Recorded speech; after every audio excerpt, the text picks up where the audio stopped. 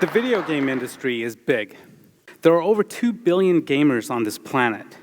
So video games appeals to everyone. It's not just for teenage boys in their parents' basement anymore. Now, this sort of astronomical growth is fueled by innovation. The industry relies upon it. And to the casual observer, it seems like straight-line growth.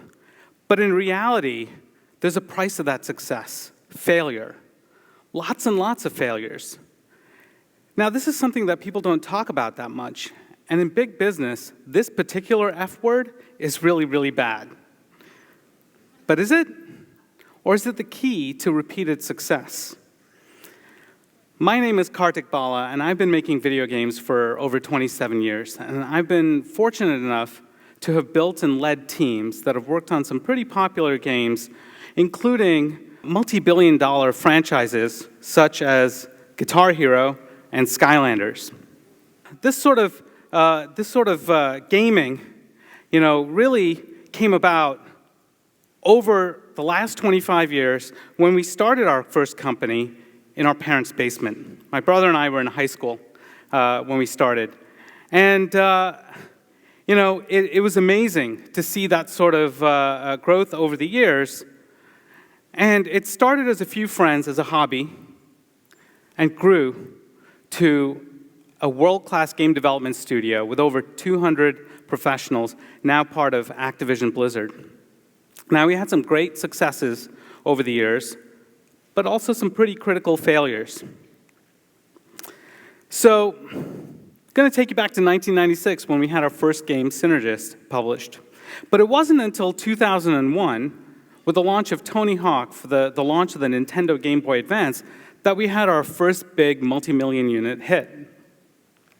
And then in 2007, with Guitar Hero, we had never made a music rhythm game before, and we're thrust into this new hot genre. Guitar Hero 3 was the first single video game to make over $1 billion in revenue. And then again, in 2011, Skylanders brought this magic of bringing toys to life. Kids would buy these toys that they would put on a magic portal, and they would come to life in the video game. That magic went on to sell over 250 million toys over the next 5 years. Now, enough about these successes. That's not all that interesting. Let me talk to you about some of my failures.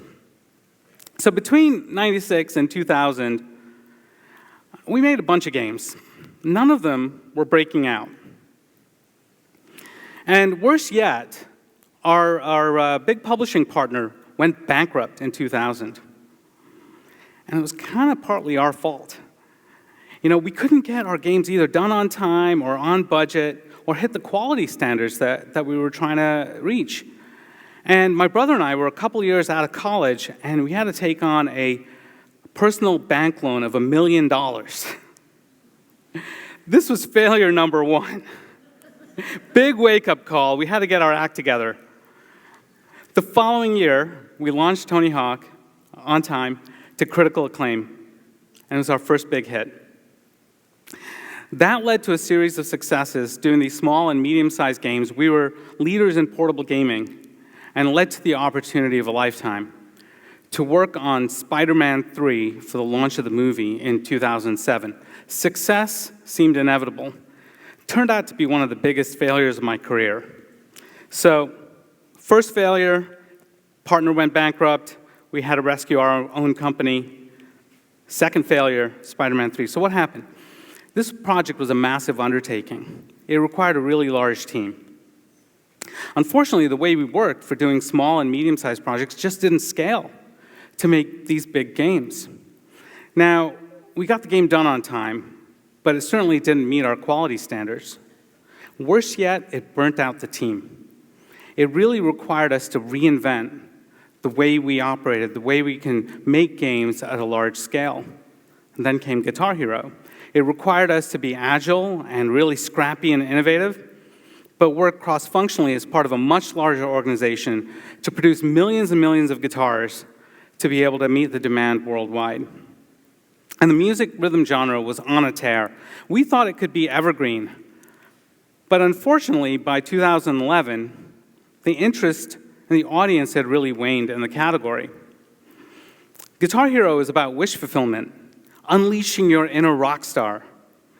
That wish was granted for millions of consumers, and then they were done.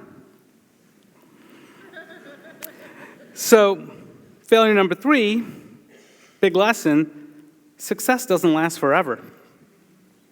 And with Skylanders, it also became a pop culture phenomenon, and it also proved that the magic doesn't last forever. In an industry that is driven by innovation and constant change, you can only hang on to your core innovation for so long.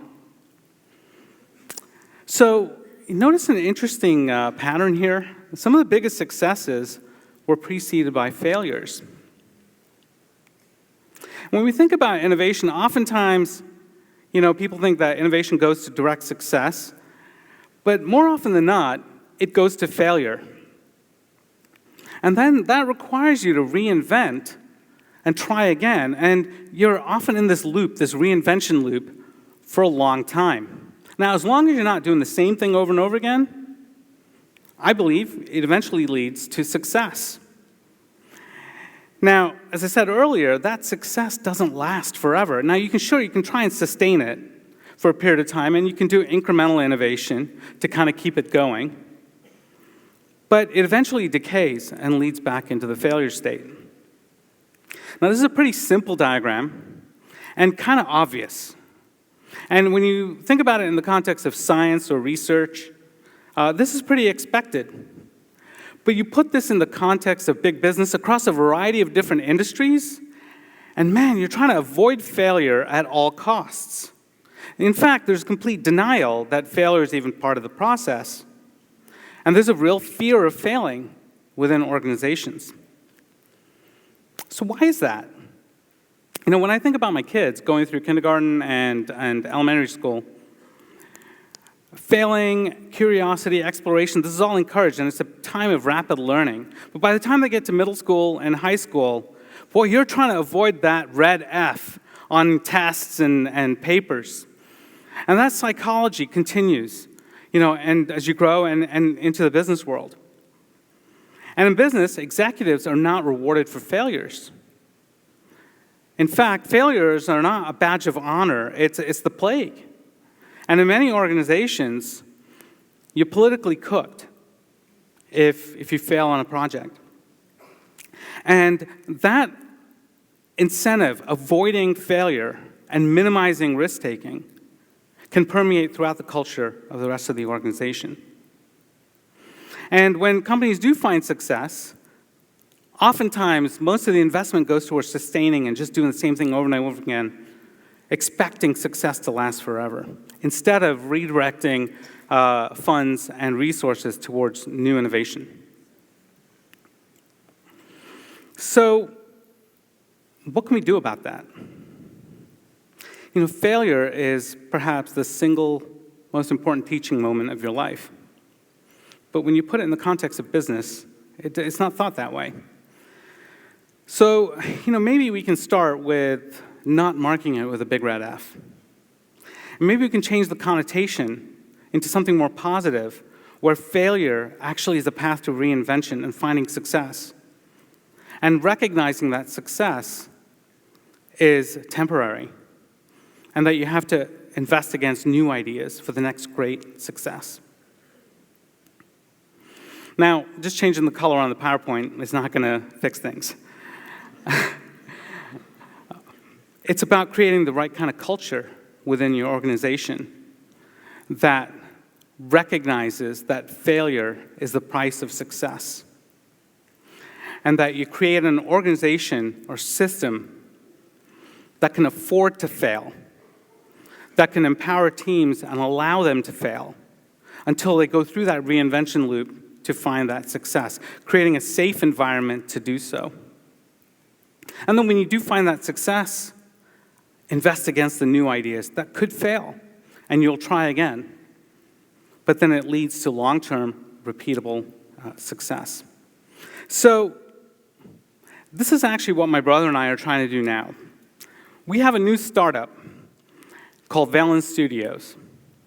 And it required us to personally go through a reinvention. We had to let go of the company that we had grown and built over 25 years to start over from scratch.